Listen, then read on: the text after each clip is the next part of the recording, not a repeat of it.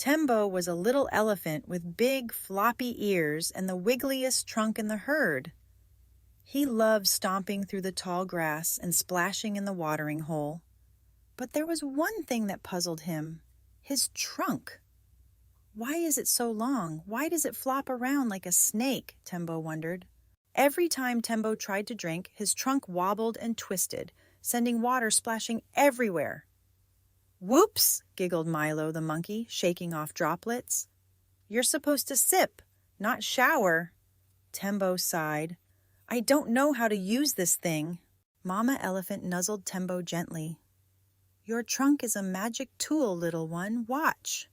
She curled her trunk like a straw and took a slow sip. "Try again, slow and steady." Tembo concentrated hard. This time a tiny trickle made it to his mouth. "I did it," he trumpeted. Now that Tembo could drink, he wanted to try everything. He blew dust like a volcano. "Achoo!" went the zebras. He plucked berries. Yum! He even tickled his friend Giraffe's toes. "Trunks are fun," Tembo declared.